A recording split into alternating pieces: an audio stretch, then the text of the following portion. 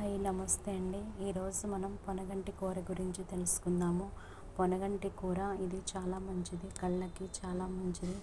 ఆకుకూరలు మన కళ్ళ దృష్టిని పెంచడానికి ఉపయోగపడతాయి కాబట్టి అందరూ కూడా దయచేసి పొనగంటి కూర తినండి. మన కళ్ళు ఆరోగ్యంగా ఉంటేనే మనం చక్కగా చూడగలుగుతాము.